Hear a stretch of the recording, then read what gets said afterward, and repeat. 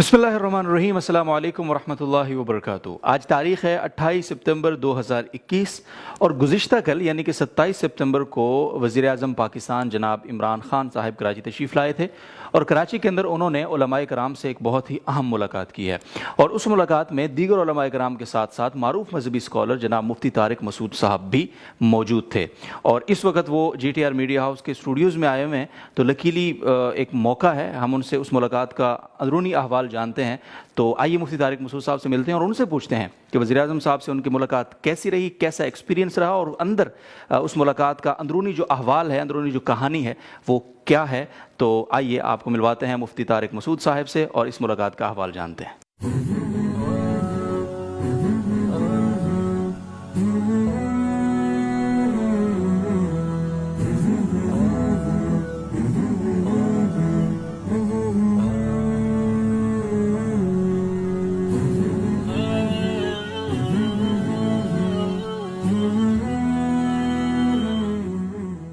नाज़रीन मोहतरम, मुफ्ती तारिक मसूद साहब की खिदमत में हम आ चुके हैं और जिस तरह से मैंने आपको टॉपिक बता ही दिया है, वज़ीर-ए-आज़म साहब से मुलाकात के हवाले से उनसे बात शुरू करते हैं। मुफ्ती साहब, सबसे पहले बहुत शुक्रिया वक्त देने के लिए। जज़ाकुमुल्लाह। आपसे पहला सवाल ये है कि वज़ीर-ए-आज़म साहब से आपकी ये पहली मुलाकात थी या इससे पहले भी आपकी कोई मुलाकात हो चुकी है? बिस्मिल्लाहिर्रहमानिर्रहीम। नहीं, ये मेरी पहली मुलाकात थी। अच्छा, इससे पहले मेरी कोई मुलाकात नहीं हुई, ना मैंने कभी देखा। अच्छा, देखा भी नहीं नहीं होता है ना, जैसे कोई दूर से देख लेता है किसी को। ठीक है। अच्छा, कैसा एक्सपीरियंस रहा जब आप गए? ज़ाहिर है वहाँ सिक्योरिटी प्रोटोकॉल भी बहुत ज़्यादा होगा जिसको आपने फॉलो किया होगा, तो पहले क्या जहन में था और जब वहाँ गए तो क्या महसूस किया आपने? जहन में ये था कि बहुत ज़्यादा सिक्योरिटी होगी, बहुत वज़ीर आज़म का बहुत ज़्यादा प्रोटोकॉल होगा, लेकिन सादगी मालूम हुई है मुझे तो। यानी सही है, बहुत ही एक, जैसे हम गए हैं तो सिर्फ नाम उन्होंने देखा लिस्ट में, जी, जिन उलमा के नाम थे उनमें है या नहीं है। ठीक है। अंदर चले गए आराम से अंदर। तो फिर मैं जैसे ही गया तो गवर्नर हाउस में, आपको पता है वो पुलिस के लोग, सिक्योरिटी के लोग वैसे ही मुझे सुनते हैं, तो उनकी सेल्फियां शुरू हो गई। सही है। तो मुझे तो ये लग रहा था कि गेट के ऊपर एक बुजुर्ग खड़ा था, लिस्ट वाला। वो बुजुर्ग तो आंख उठा के देख ही नहीं रहा था ना। उसने कहा कि शनाख्ती कार्ड दिखाएं कि आप मुफ्ती तारिक मसूद हैं। हाँ, उसने एक शनाख्ती कार्ड, वो आंख उठा के देख ही नहीं रहा ना, वो कह रहे ID कार्ड दिखाएं। ठीक है। तो अच्छा, उसको लोग कह रहे थे भाई तो मुंह तो उठा थोड़ा सा ऊपर। अच्छा, फिर तो अंदर गए हैं तो बहुत ही एक घरेलू सा माहौल था और सिक्योरिटी गार्ड खुद ही सेल्फियां ले रहे थे। ठीक है। तो मुझे तो शायद ये लग रहा था कि मैं वज़ीर आज़म हूँ। ठीक है। अच्छा, खैर, हम अंदर उस वक्त तक वज़ीर आज़म साहब नहीं थे। सही है। हम अंदर जाके बैठे तो एक रूम में और भी उलमा बैठे हुए थे मुख्तलिफ मकातिब फ़िक्र के। तो थोड़ी देर में वज़ीर आज़म साहब आ गए। फर्स्ट इम्प्रेशन क्या पड़ा जब वो आए? पहला इम्प्रेशन तो ये कि एक फिजिकल फिटनेस, माशाल्लाह, उससे मैं बड़ा मुतासिर हुआ। ठीक है। बाज़ लोग आपको वीडियो में अच्छे लगते हैं, जब हकीकत में देखो तो नहीं लगते। बाज़ ऐसे होते हैं जो वीडियो में अच्छे नहीं लगते, हकीकत में ज़्यादा लग रहे होते हैं। तो जो फिटनेस का मेरे दिमाग में तस्वुर था 70 साल की उम्र में, उससे ज़्यादा फिटनेस मुझे नज़र आई। एकदम नहीं, एकदम आदमी आता बड़ा जैसे पहलवान, तगड़ा आदमी। पहलवान तो नहीं, लेकिन तगड़ा आदमी। सही है। अच्छा मुफ्ती साहब, इस मुलाकात का आगाज़ कैसे हुआ? यानी वज़ीर-ए-आज़म साहब आ गए, बैठ गए, तो फिर आगे की कहानी कैसे शुरू हुई? जब वज़ीर आज़म साहब आके बैठे हैं तो गवर्नर ने हज़रत मुफ्ती अब्दुर्रहीम साहब को माइक दिया कि आप आगाज़ करें। तो अच्छा लगा हमें कि एक इज्जत दी जा रही है उलमा को, और ख़ास तौर पे जो मेरे पीरो मुर्शिद हैं। ठीक है ना? सही है। तो वैसे तो सब माशाल्लाह वहाँ काबिल एहतराम थे, सब उलमा थे, लेकिन ये इंसान की नेचर है। बिल्कुल। तो हज़रत ने फिर बताया कि मुफ्ती अब्दुर्रहीम साहब, बाद में हमारी जब हज़रत उस्ताद साहब से, हज़रत मुफ्ती अब्दुर्रहीम साहब को हम उस्ताद साहब कहते हैं, तो उनसे मुलाकात हुई तो कि आपको माइक क्यों दिया? उन्होंने कहा मैं खुद भी हैरान था कि शायद तिलावत के लिए दिया है कि आगाज़ करूँ मैं। फिर उन्होंने बात शुरू कर दी कि जैसे अल्लाह ताला ने हाकिम का हक बताया है, हाकिम के ऊपर कुछ जिम्मेदारियां हैं रियाया की, तो रियाया के ऊपर भी कुछ जिम्मेदारियां हैं हाकिम की। तो दोनों जिम्मेदारियों का उन्होंने तस्करा किया कि यकतरफा नहीं है। अवाम पर यह जिम्मेदारी है, हाकिम पर तो जिम्मेदारियां सबको मालूम है, लेकिन अवाम की ये जिम्मेदारी है कि पहली बात तो उसके सामने हक बात कहना, कलिमतु हक़्क़िन इंद सुल्तान, के बादशाह के सामने हक बात कही जाए। ये एक हक बात है कि ये भी एक हक बात थी जो उन्होंने कह दी कि कोई गलती हो, कोई खराबी हो तो ये जो चापलूसी और ये सब चीजें नहीं हो, صحیح ہے. وہ آرام سے عزت احترام کے ساتھ سامنے کہہ دی جائے کہ یہ چیز ٹھیک نہیں ہے. دوسری بات یہ کہ جو کام حاکم اچھے کر رہا ہو اس میں اس کو اپریشیٹ بھی کیا جائے. یہ نہ ہو کہ تنقید ہی چلتی رہے. بھائی کوئی اچھا کام ہے تو اس میں بتایا جائے کہ ہم اس میں آپ کے ساتھ ہیں اور ہمیں اچھا لگا, یہ آپ نے بہت اچھا کیا. تو یہ تمہیدی بات انہوں نے شروع کی. پھر بتایا کہ صحیح بخاری سے پتہ چلتا ہے کہ 9 حق ہیں عوام پر حاکم کے. جیسے حاکم پر عوام کے حقوق ہیں تو عوام پر بھی 9 حقوق ہیں حاکم کے.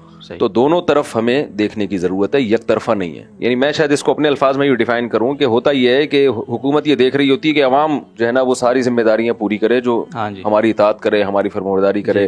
تو یہاں سے بات کا آغاز ہوا. پھر وزیر اعظم صاحب, اچھا حضرت نے شاید یہ اس میسج میں یہ بتانا تھا کہ بھائی کوئی بات اگر آپ کو حاکم کے غلط لگتی ہے تو عزت احترام کے ساتھ آپ پیش کریں, وہ پیش کریں, ٹھیک ہے. اور ساتھ ساتھ کوئی اچھا کام ہے تو اس میں اپریشیٹ بھی کریں. جی ٹھیک ہے. کیونکہ تجربہ انہوں نے بتایا کہ یہ بتاتا ہے کہ یا تو تنقید شروع ہو جاتی ہے یا تعریف ہی شروع ہو جاتی ہے. یک طرفہ ٹریفک چلتا ہے تو وہ نہیں ہونا چاہیے. اچھا, شروع میں حضرت نے بات کی, پھر اس کے بعد ہم شروع سے اس کے بعد جو ہے پھر وزیر اعظم صاحب کو مائک دیا گیا. اچھا, تو وزیر اعظم صاحب نے جو بات شروع کی ہے میں حیران اس پر ہوا کہ وہی ٹاپک جس میں 15 سال سے چیخ رہا ہوں. مجھے لگا کہ چلو یار ایک آدمی تو متفق ہے. صحیح ہے. بات انہوں نے یہاں سے شروع کی کہ ہمارا فیملی سسٹم تباہ ہو رہا ہے. یعنی اگر یہ وزیر اعظم کے علاوہ کوئی اور میرے سامنے بیٹھ کے بات کرتا میں سمجھتا کہ یہ اس نے مجھے دیکھ لیا ہے اور اس کو پتا ہے کہ ان مولانا صاحب کا ٹاپک ہی یہی ہے, دلچسپی یہ ہے, 15 سال سے اسی پر بات کر رہے ہیں تو ان کو خوش کرنے کے لیے. ظاہر ہے یہاں تو ایسا نہیں ہو سکتا. بالکل ایسے ہی.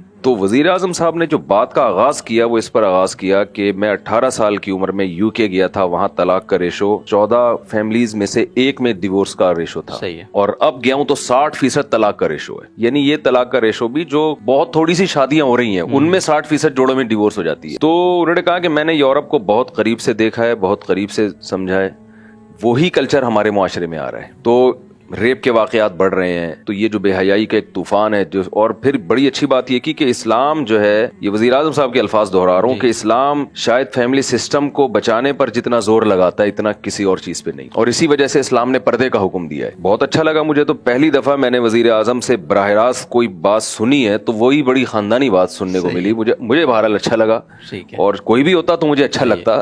صحیح ہے نا, یہ بڑا ایک اتنی اپر لیول کا ایک آدمی بیٹھ کر اس موضوع پر بات کر رہا ہے. ہاں, گراؤنڈ ریئلٹی کی بات کر رہا ہے اور اتنے حساس ایشو کو اٹھا رہا ہے وہ, جبکہ پوری دنیا فیملی سسٹم ہی کو ختم کرنے میں لگی ہوئی ہے. بالکل. تو ہمارے ایک حاکم کی طرف سے ایک ایسی بات جانا, یہ بہت ایک میں سمجھتا ہوں کہ حوصلہ افزائی کی بات ہے. تو وزیر اعظم نے پھر علماء سے یہ مطالبہ کیا کہ آپ لوگ یونیورسٹیوں میں جائیں اور جہاں بھی ایک طوفان بدتمیزی جو ہمارے بے حیائی پھیل رہی ہے, اور پھر یہ انہوں نے خود کہا کہ ٹک ٹاک پہ ہم نے پابندی لگائی ہے لیکن اس کے باوجود موبائل پہ بہت کچھ آ رہا ہے اور بہت کچھ ہم روک بھی نہیں سکتے.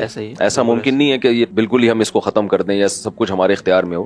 تو جتنی تیزی سے یہ سب کچھ پھیل رہا ہے, اگر علماء بیان کریں جا کے یونیورسٹیوں میں اور مختلف اداروں میں, یہ ینگ جنریشن کو اویئر کریں اس بارے میں تاکہ یہ طوفان ختم ہو اور ہمارا خاندانی نظام بحال ہو. تو اس کے لیے پھر انہوں نے علماء سے تجاویز مانگی. تو ایک کم از کم یہ ٹاپک بتا دیا کہ آج ہماری ڈیبیٹ اور میری ملاقات کا بیسک مقصد یہ ہے. ٹھیک ہے.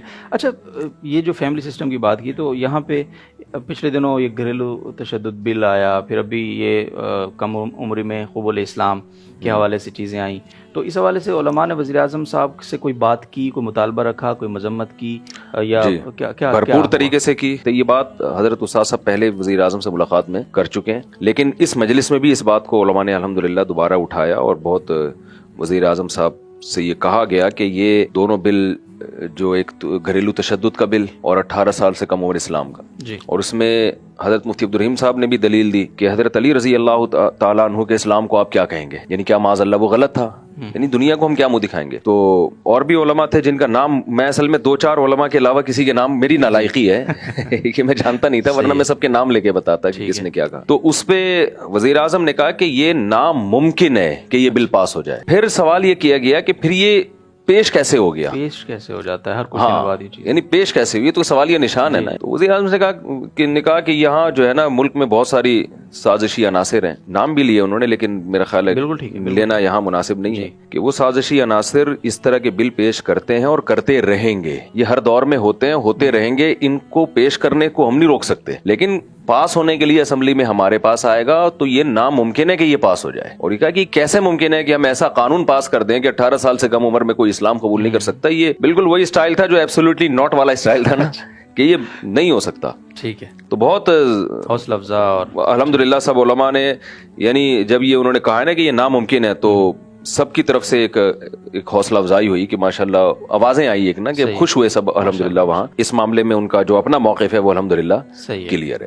تو علماء سے تجاویز جب انہوں نے مانگی تو کیا کامن تجاویز کیا دی علماء کرام نے؟ دیکھیں, میں تو خود کچھ تجویزیں پیش کرنا چاہ رہا تھا, مجھے تو پہلی دفعہ موقع ملا تھا, ابھی تک تو بیانات ہی چل رہے تھے ہمارے ان تجاویز میں, 2-3 گھنٹے کی تجاویز ہی چل رہی ہوتی ہیں عوام کے سامنے, تو مجھے بڑا اچھا موقع ملا تھا. لیکن ظاہر ہے سینئر علماء تھے مجھ سے پہلے, میں تو فرسٹ ٹائم بیٹھا ہوں, ان علماء کی طرف سے بھی بڑی اچھی تجویزیں آئیں. حضرت مفتی تقی عثمانی صاحب کے بیٹے تھے مولانا عمران عثمانی, انہوں نے بڑی اچھی تجویز دی. انہوں نے کہا کہ جب آپ نوجوانوں کو اگر کوئی مثبت ایکٹیویٹیز نہیں دیں گے تو وہ پھر نیگیٹو ایکٹیویٹیز کی طرف جائیں گے, موبائل فون, وہ پب جی کھیلیں گے, وہ یہ کریں گے, وہ ٹک ٹاک میں مشغول ہوں گے. تو آپ ان کو بزنس کی طرف لے کر آئیں امیزون کے ذریعے اور جو انٹرنیٹ کے ذریعے پوری دنیا میں. تو یہ نوجوان اگر اس پہ بیٹھیں گے, بزنس کو گرو کریں گے.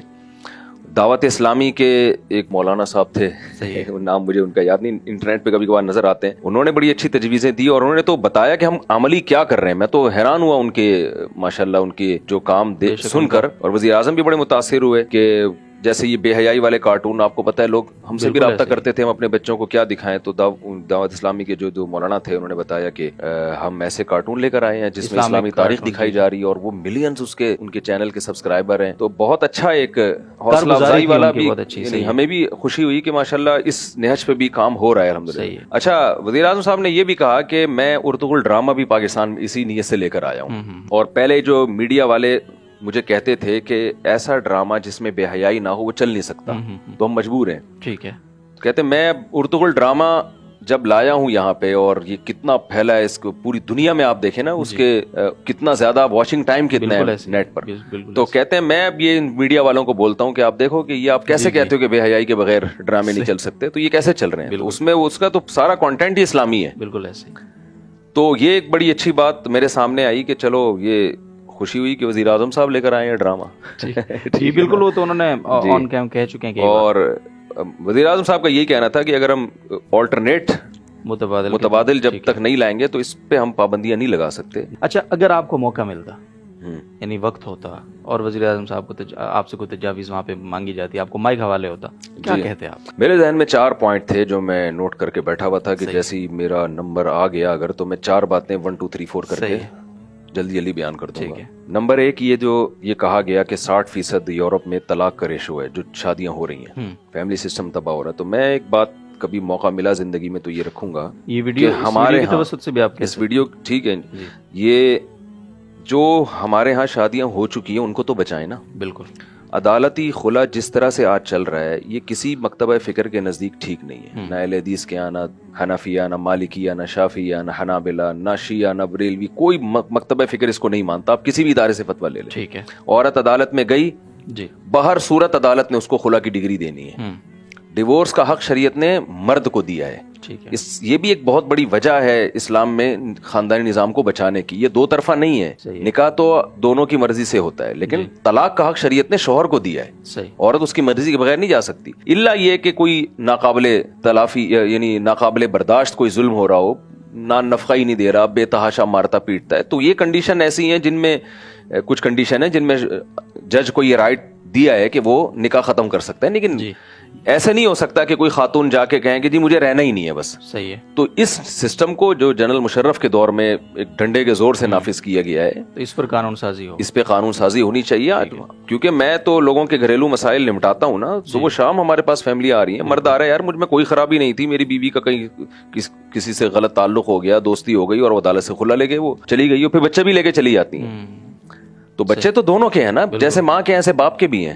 تو یہ کیا بات ہے کہ عدالت ماں ہی کو وہ کر رہی ہے اور شوہر کا کوئی خیال ہی نہیں ہے. خودکشی کی خبریں ہم نے سنی ہیں, اور ڈپریشن کے مریض ہوئے ہیں لڑکوں کے باپ جو مجھے فون کر کے بتا رہے ہیں کہ پاگل ہو گئے, ڈپریشن کی گولیاں کھا رہے ہیں, کیونکہ ایسے کیسز آ رہے ہیں کہ بھائی بیوی کا کسی مرد سے ناجائز چکر چلا, شوہر سے ڈیورس لی, اور بچے بھی اسی کے, بیٹی بھی سوتیلی بیٹیاں بھی سوتیلے باپ پال رہے ہیں. تو باپ پہ کیا گزرے گی؟ تو یہ بھی چیز ہمارے خاندانی نظام کو تباہ کر رہی ہے. اس کا نقصان یہ ہو رہا ہے کہ مرد نکاح کرنا بھی چھوڑ رہے ہیں, اور جو ہو چکی ہیں نکاح وہ ہو چکے ہیں وہ بھی.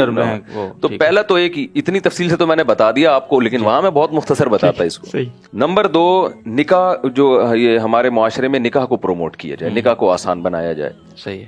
اس پہ گورنمنٹ جو ہے ترغیبی مہم چلائے بھائی. یہ جو ہمارے یونیورسٹیوں میں اور میڈیا پہ جو ایک ذہن بنایا جا رہا ہے کہ یہ کوئی دقیانوسی والا کام ہے, پہلے پڑھائی, اور بھائی یہ پڑھائی اور یہ سب چیزیں نکاح کے ساتھ ہو سکتی ہیں. ٹھیک ہے. خلافت عثمانیہ میں تو نکاح کرنے والوں کی مدد بھی کی جاتی تھی, پیسے دیے جاتے تھے ان کو. تو ہم یہ نہیں کہہ رہے آپ پیسے دیں, لیکن کم از کم لٹریچر کے ذریعے یا میڈیا کے ذریعے اس کو پروموٹ کیا جائے. ٹھیک ہے. تیسری چیز یہ کو ایجوکیشن سسٹم, جیسے وزیر اعظم صاحب کہہ رہے تھے یونیورسٹی میں جائیں آپ بے حیائی کے خلاف بیان کریں, باتیں کریں, تو بھائی لڑکا لڑکی وہاں ساتھ بیٹھے ہوئے, ہم کیا بیان کریں وہاں جا کے, ٹھیک ہے نا. تو ایک ماحول ہی ایسا ہے, بیان تو کرنا چاہیے, کریں گے بھی انشاءاللہ, لیکن یہ سسٹم ختم ہونا چاہیے. اور چوتھی چیز وہی ہے کہ میڈیا کو کنٹرول کیا جائے. مفتی زبیر صاحب نے بڑی اچھی بات کی, انہوں نے کہا کہ ڈرامہ دکھایا جا رہا ہے رضائی بہن سے بچہ پیدا ہو رہا ہے, تو بے شک یہ غلط اس میں بھی دکھایا جائے, نیگیٹو میں دکھایا جائے کہ یہ غلط ہو رہا ہے, لیکن دکھا تو دیا نا آپ نے. تو اس طرح کے ڈراموں پہ پابندی لگائی جائے کہ جو ہمارے کلچر کو تباہ کر رہے ہیں.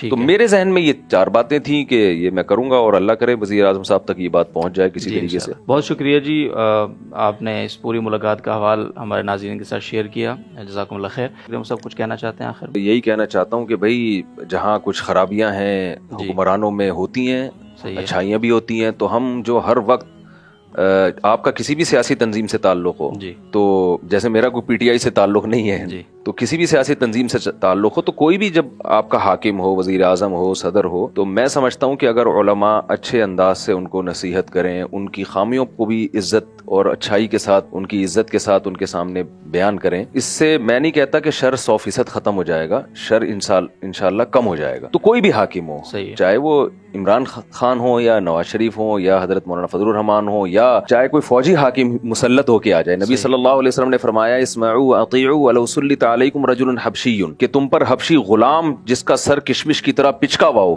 وہ بھی مسلط ہو جائے تو اطاعت کرنی ہے, اس کی بات کو سننا ہے, اور حق بات اس کے سامنے کہنی بھی ہے.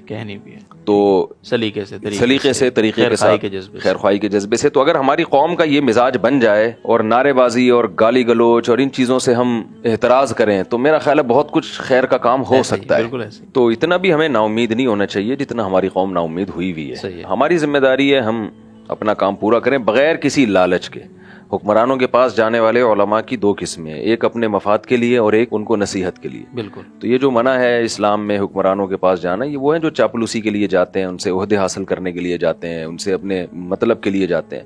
لیکن اگر اصلاح کے لیے جاتے ہیں تو یہ تو اسلاف کی سنت ہے. بالکل. تو وہاں جتنے بھی علماء تھے ماشاءاللہ سب سنجیدہ تھے, جو مجھے لگا ایک اچھا منظر لگا, اور بہت عزت احترام کے ساتھ بات ہو رہی تھی, اور سب لگ رہا تھا کہ اصلاح ہی کے لیے آئے ہوئے ہیں یہاں پہ. بالکل. تو اچھا لگا. تو سنا ہے کسی چائے کے کپ کے بھی روادار نہیں ہیں آپ اس ملاقات. جب میں وہاں گیا ہوں تو ہمارا تو خیال تھا بڑے سموسے اور پکوڑے اور چٹنیاں اور کباب آئیں گے, لیکن وہاں تو چائے کے چند کپ آئے. اچھا. اور مجھے وہ بھی نہیں ملا. حالانکہ میرا وہ چائے کا ٹائم ہے, اور میرا خیال ہے میں 1 سال کے بعد کر بغیر چائے کے رات کو سویا ہوں, چائے پیے بغیر. یعنی رات کو مطلب یہ عصر کے بعد بھی چائے نہیں پی, پھر اتنی وہ ٹریفک کا رش بہت تھا, تو عشاء تک میں گھر پہنچا ہوں تو چائے میں نے کہا پیوں گا تو نیند خراب ہو جائے گی. تو وزیر اعظم صاحب کی جو ملاقات تھی اس میں جو چائے کا جو معمول تھا اس سے بھی گئے ہم, لیکن ہمیں یہ بھی اچھا لگا. صحیح, یہ بھی اچھا لگا. اس لیے کہ چھوڑو یار یہ کیا چائے سموسے, اپنے گھر جا کے کھاؤ, جو بات کرنے آئے ہو تمیز سے بات کرو, پتلی گلی سے نکلو, جو ہمارا اسٹائل ہے. بہت شکریہ, جزاک اللہ خیر. مفتی طارق مسعود صاحب کی زبانی آپ وزیر اعظم صاحب سے ملاقات کی کہانی جان رہے تھے, لیکن آپ کو بہت کچھ سیکھنے سمجھنے سننے کو تو ملا ہی ہے, اور اچھا بھی لگا ہوگا. آپ کو اپنی رائے کا اظہار کر سکتے ہیں آپ کمنٹس بار میں. تو فی الحال اجازت دیجیے ہمیں اس نشست سے. اللہ حافظ.